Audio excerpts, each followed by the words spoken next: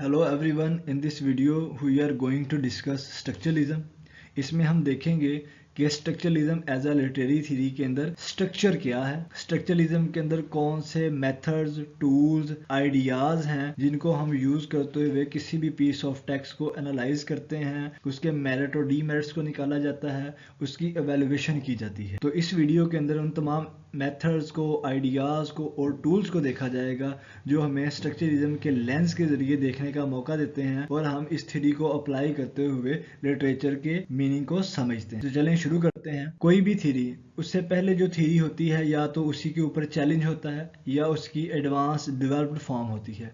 Structuralism यहाँ पे जब आती है तो वो चैलेंज करते हैं ट्रेडिशनल ह्यूमनिस्ट थ्योरी को, रशियन फॉर्मलिज्म को और न्यू क्रिटिसिज्म के ऊपर, जो कि टेक्स्ट बेस्ड अप्रोचेज थी। अगर इन टॉपिक्स को आपने नहीं देखा तो इस पर वीडियो बनी हुई है, वीडियो के डिस्क्रिप्शन में उसका लिंक है, वो आप देख सकते हैं। स्ट्रक्चरलिज्म का बेसिकली प्रॉपर स्टार्ट होता है जर्मनी के अंदर और साइकोलॉजी के अंदर होता है, जिसमें विलियम वंट जो है वो इसको आगे लेके आते हैं और एडवर्ड टिचनर इसको आइडेंटिफाई करते हैं प्रॉपरली। स्ट्रक्चरलिज्म कोई ऐसी थ्योरी नहीं है जो सिंपल कोई एक ही फील्ड के अंदर अप्लाई होती है। बेसिकली ये एंथ्रोपोलॉजी, फिलोसफी, लिटरेरी क्रिटिसिज्म और बहुत सारी दूसरी फील्ड्स के ऊपर भी अप्लाई होती है और इसकी बहुत सारी एप्लीकेशंस हैं। और फादर ऑफ स्ट्रक्चरलिज्म में नाम आता है फर्डिनेंड डी सॉसर, जो बहुत सारे टूल्स, आइडियाज और बेसिकली लिंग्विस्टिक्स और लिटरेचर के अंदर जो हम स्ट्रक्चरलिज्म को देखते हैं तो सारे का सारा काम फर्डिनेंड डी सॉसर का है। उसके बाद स्ट्रक्चरलिज्म यूरोप के अंदर 20वीं सेंचुरी के अंदर आता है, फ्रांस में आता है। फ्रांस के अंदर फ्रेंच एंथ्रोपोलॉजिस्ट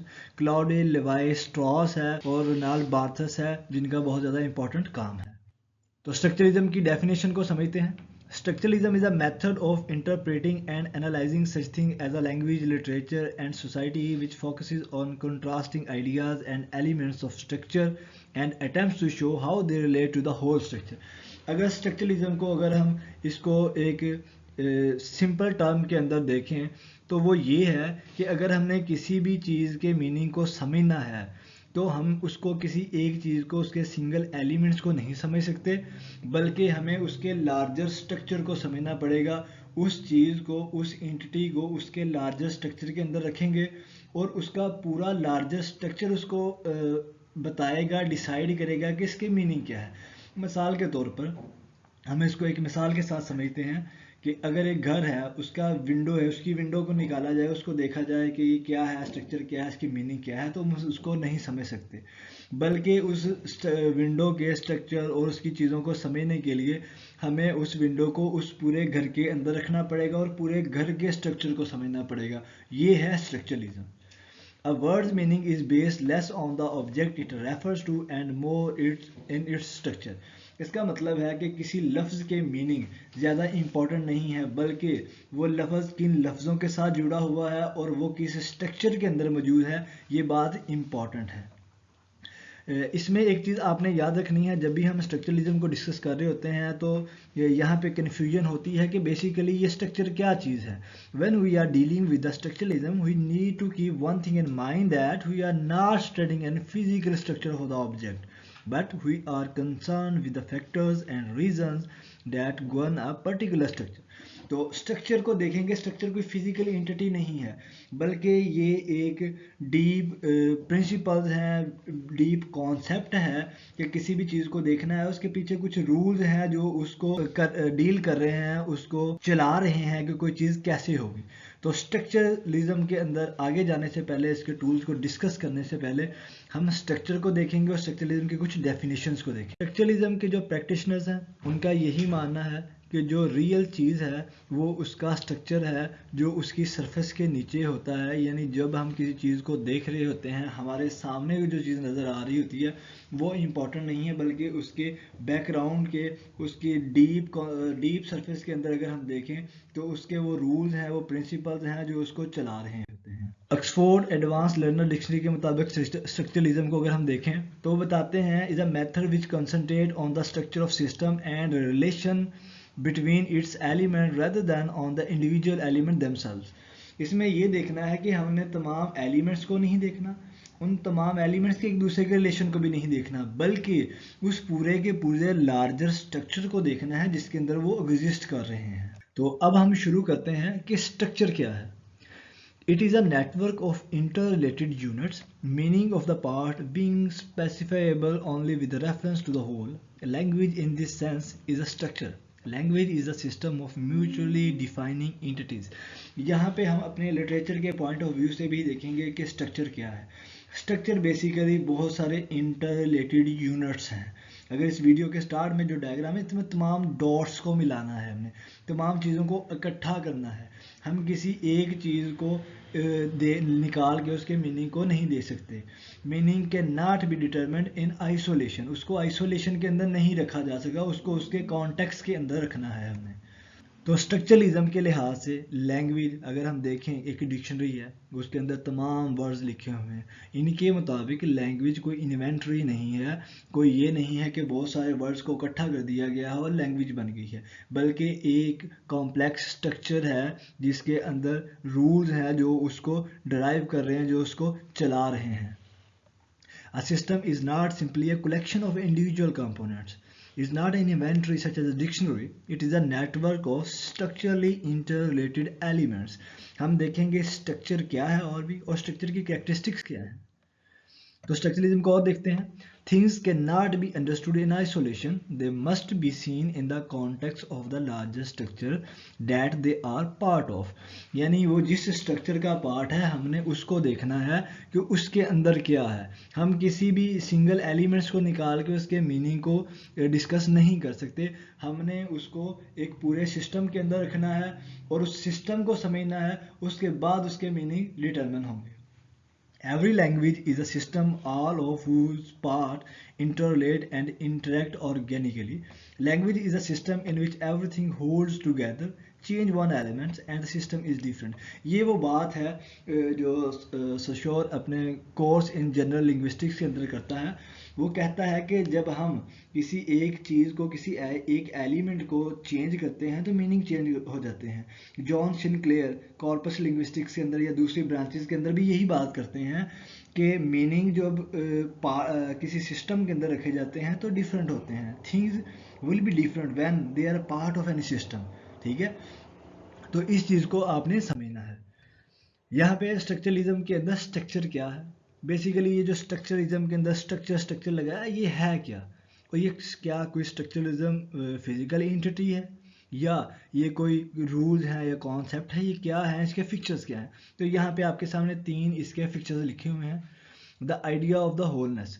जो स्ट्रक्चरलिज्म है वो जो स्ट्रक्चर है वो हमेशा एज अ होल होता है. Wholeness means that the system function as a unit. It is not mainly a collection of the independent elements. ये पूरी की पूरी एक फैमिली है. जिस तरह घर की एग्जांपल दी है तो पूरे का पूरा घर एक सिस्टम है. अगर हमने किसी पोइट्री को देखना है, हमने किसी नॉवल को देखना है, अगर हमने किसी ड्रामा को देखना है तो उस एज के अंदर पूरे ड्रामा का स्ट्रक्चर देखेंगे, उस पोइट्री का स्ट्रक्चर देखेंगे, उसके अंदर कौन से उसके फीचर्स हैं जो वहाँ पे चल रहे हैं, उनके क्या सिस्टम चल रहे हैं. नॉवल है तो नॉवल के क्या ट्रेंड्स चल रहे हैं, उन ट्रेंड्स को देखना है. वो पूरे के पूरे ट्रेंड्स एज अ होल होते हैं और एक एज अ यूनिट काम कर रहे होते हैं. Idea of transformation. अच्छा, स्ट्रक्चर ये नहीं है कि वो एक पूरे का पूरा सिस्टम बन चुका है, अब वो मतलब स्टैटिक नहीं है, वो एक डायनामिक है. हमने स्ट्रक्चर को एज अ नाउन नहीं देखना बल्कि स्ट्रक्चर को एज अ वर्ब देखना है. इसका मतलब है कि स्ट्रक्चर एज अ होल भी है, एक यूनिट भी है, और वो कंटिन्यूसली ट्रांसफॉर्मेशन भी हो रही है कि उसके अंदर चेंजिंग भी हो रही है, लेकिन वो सारी की सारा एज अ सिस्टम ही काम कर रहा है. और यहाँ पे बात आती है अगर वो चेंज हो रहा है और वो यूनिट भी है तो फिर वो सिस्टम कैसे हुआ.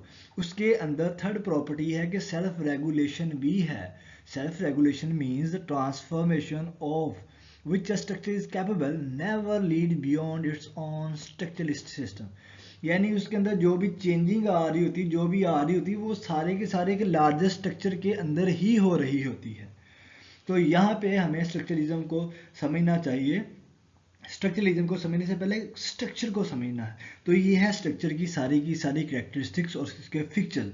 तो अब अगर हम देखें स्ट्रक्चरलिज्म को क्या है, तो स्ट्रक्चरलिज्म एक ऐसा लेंस है, एक ऐसी लिटरेरी थ्योरी है। अगर हमने किसी भी पीस ऑफ टेक्स्ट के मीनिंग को देखना है, उसकी एवेल्युएशन करनी है, तो हमने देखना है कि वो सिस्टम क्या है, उसकी जॉनरा क्या है, उस एज के अंदर क्या फिक्चर चल रहे हैं, क्या ट्रेंड्स चल रहे हैं, और वहाँ पे कैसा लिखा जाता है। अगर ड्रामा है तो उस एज के अंदर ड्रामा का स्ट्रक्चर क्या चल रहा है, वो डिटरमिन करेगा कि किसी पीस ऑफ टेक्स्ट के मीनिंग क्या होंगे। तो ये यहाँ पे स्ट्रक्चर कंप्लीट होता है। अब हमारे पास आता है कि स्ट्रक्चरलिज्म के अंदर ऑब्जेक्ट ऑफ स्टडी क्या है। अगर हमने किसी पीस ऑफ टेक्स्ट को देखना है तो किन चीज़ों को देखना है, किन चीज़ों को स्टडी करना है। तो basic object of study phonemes हैं, वर्ड्स हैं, सेंटेंसेस है, how one combine into a fairy tale. और ये तमाम फोनीम्स, वर्ड और सेंटेंसेस किस तरह किसी खास जॉनरा के अंदर, स्टोरी के अंदर, ड्रामा के अंदर, नॉवल के अंदर किस तरह एक दूसरे के साथ मिल रहे हैं, किस तरह कंबाइन हो रहे हैं, क्या इनका स्ट्रक्चर है, क्या इनकी अरेंजमेंट है। अब हम एक एग्जाम्पल यहाँ पे देखेंगे कि जॉन डन की valediction of for bidding morning. अब अगर इसको हम देखें, अगर हमने इसके जॉन डन के इस वर्क को देखना है तो हमें स्ट्रक्चरलिज्म के पॉइंट ऑफ व्यू से तो हमें ये देखना पड़ेगा कि ये जो है बैलेड है, बैलेड का स्ट्रक्चर क्या होता है, मॉर्निंग वाले सॉन्ग जो हैं या दूसरी चीज़ें हैं उनके क्या ट्रेंड्स चल रहे थे, क्या चीज़ें चल रही थी। हम इस जॉन डन के काम को इस तरह समझ नहीं सकते। तो हमें उस एज के अंदर जाके इस तरह के जितने भी काम हैं उनके ट्रेंड्स क्या हैं, उनके फैशंस फीचर्स क्या हैं, उनके करैक्टरिस्टिक्स क्या हैं, उनको देखेंगे तो ही फिर हम इसके काम को एनालाइज कर सकते हैं। A novel is a novel because it contains certain elements like plot, characters, setting, conflict and many more. A poetry is the poetry because it contains sound meter. Poetry कब पोइट्री होगी, जब उसके अंदर उसकी poetic devices होंगी, poetic elements होंगे। Novel कब novel होगा, जब उसका प्लॉट होगा, करेक्टर होगा, सेटिंग होगी, कॉन्फ्लिक्ट, ये तमाम चीज़ें और किस सीक्वेंस के साथ मिली हुई हैं। तो ये स्ट्रक्चरलिज्म हमें इस तरह से देखने का मौका देता है। अभी यहाँ पे हम देखेंगे लैंग्वेज स्ट्रक्चरलिज्म के लिहाज से लैंग्वेज की डेफिनेशन क्या होगी। Language is a system in which all elements fit together and which the value of any one element depends upon simultaneous coexistence of all other। तो स्ट्रक्चरलिज्म के लिहाज से लैंग्वेज एक सिस्टम है, और जो सिस्टम की भी हम बात कर रहे हैं ये पूरा का पूरा एक स्ट्रक्चर है जिसके अंदर तमाम एलिमेंट्स को एग्जिस्टेंस, साइमल्टेनियस को एग्जिस्टेंस के साथ जुड़े हुए होते हैं, और उसके मीनिंग दूसरे उसके जो सराउंडिंग है, जो कॉन्टेक्स्ट है, उससे डिटरमिन होता है। यहाँ पे फर्डिनेंड डी सोशर जो है उनके कुछ लैंग्वेज के उन्होंने फिक्चर्स दिए हुए हैं, ये आप पढ़ सकते हैं। ये लैंग्वेज के स्ट्रक्चरलिज्म के पर्सपेक्टिव से लैंग्वेज की क्या कैरेक्टरिस्टिक्स हैं वो यहाँ पे अब हम स्टार्ट करते हैं कि स्ट्रक्चरलिज्म के अंदर कुछ डायकोटमीज हैं जो फर्डिनेंड डी सोसर हमें देते हैं, और ये टूल्स हैं जिसको हमने जब किसी भी टेक्स्ट को, किसी भी लिटरेचर को हमने अंडर ऑब्जर्वेशन लेके आना है, तो ये हमारे पास कुछ कॉन्सेप्ट्स हैं जिनको हमने देखना होता है। इसमें हमारे पास है synchronic versus diachronic, semiotic theory, langue and parole, descriptive and prescriptive study of language, paradigmatic and syntagmatic relationship of the language. तो इन डिकॉटमीज के अंदर हम पहले स्टार्ट करते हैं लैंग एंड पेरोल। स्ट्रक्चरलिज्म के लिहाज से फर्डिनेंड डी सोसर हमें कहते हैं कि लैंग एक ऑब्स्ट्रैक्ट सिस्टम है जो किसी भी स्पीकर के माइंड के अंदर होता है।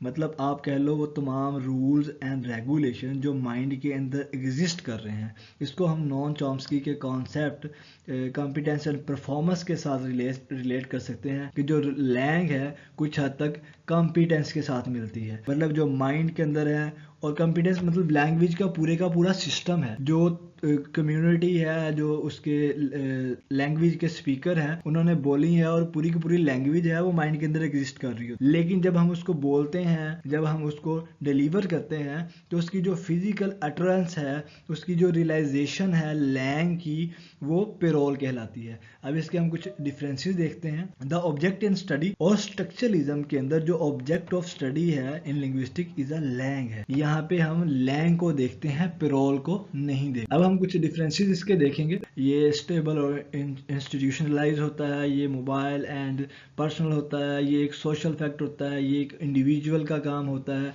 मतलब समझ लें कि जो लैंग है वो पूरे का पूरा एक सिस्टम है, निज़ाम है, और जो पेरोल है वो एक किसी पर्टिकुलर बंदे की उसकी जो है परफॉर्मेंस है, उसकी फिजिकल मैनिफेस्टेशन है। आगे स्टार्ट होता है signified and signifier theory of semiotic. इसमें हमारे पास तीन चीज़ें होती हैं, एक साइन, सिग्निफायर एंड सिग्निफाइड।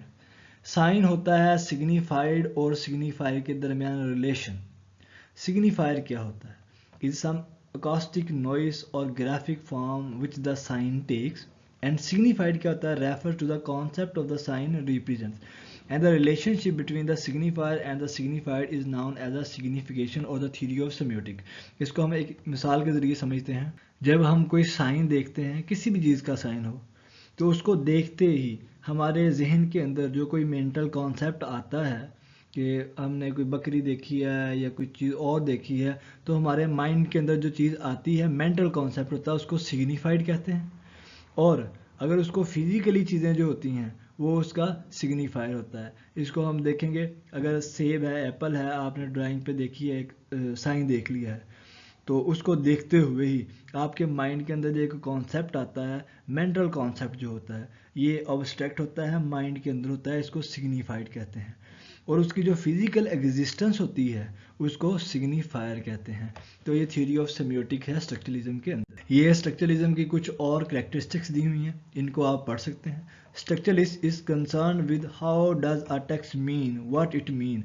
हमने इसको देखना होता है कि किस तरह कोई भी चीज़ें, अगर कोई मीन बन रहा है तो वो किस तरह बन रहा है, उसके स्ट्रक्चर को समझना है। आगे हमारे पास आता है सिंटैग्मेटिक एंड पैराडिग्मेटिक। तो इसके कॉन्सेप्ट को समझते हैं। इस कॉन्सेप्ट को अगर हम देखें तो इसको हम दो एक्सिस के जरिए समझ सकते हैं।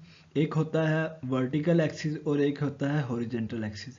आपने यही देखना है कि ये हमारे पास सारा का सारी इंग्लिश लिखी हुई है, कोई भी पीस ऑफ टेक्स्ट है, तो जब हम फ्रॉम लेफ्ट टू राइट जाएंगे हॉरिजॉन्टल, तो वो एक सिंटैग्मेटिक एक्सिस होगा। और जब हम टॉप टू बॉटम की तरफ आएंगे, मतलब ग्रुप की तरह, ग्रुप के साइन में आएंगे ऊपर से नीचे, तो वो पैराडिग्मेटिक स्टडी होती है। तो इसके अंदर ये टूल्स ये है कि जो वर्ड्स का हॉरिजेंटल रिलेशन होता है, जब हम उसको डिस्कस कर रहे होते हैं तो हम सिंटैग्मेटिक रिलेशन को देख रहे होते हैं।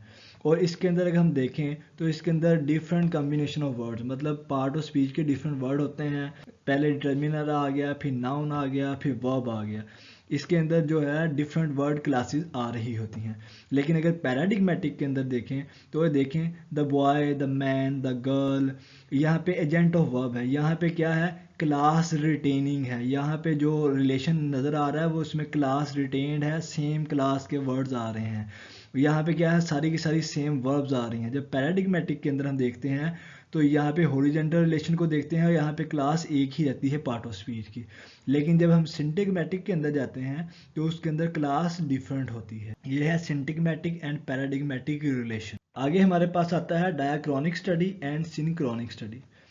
इस चीज़ को देखने के लिए आपने माइंड में रखना है सिंक्रोनिक से सेगमेंट्स। सेगमेंट्स का मतलब होता है टुकड़े, हिस्से।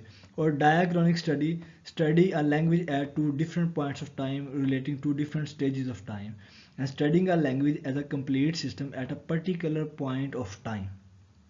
सिंक्रोनिक स्टडी, ये डायग्राम देखें अगर आप, इसमें देखें कि अगर तो आप उसको थ्रू आउट द टाइम देख रहे हैं, डायक्रॉनिक पूरे टाइम के अंदर देख रहे हैं, किसी एक पर्टिकुलर टाइम पे नहीं देख रहे, तो उसको क्या कहेंगे, डायक्रॉनिक कहेंगे स्टडी। लेकिन अगर उसको आप किसी खास स्पेसिफिक पॉइंट पे देख रहे हैं, स्पेसिफिक पॉइंट ऑफ टाइम पे देख रहे हैं, तो उसको सिंक्रोनिक मीन्स सेगमेंट्स की शक्ल में हिस्से कर रहे हैं उसके, तो इसको कहते हैं synchronic and diachronic study of language.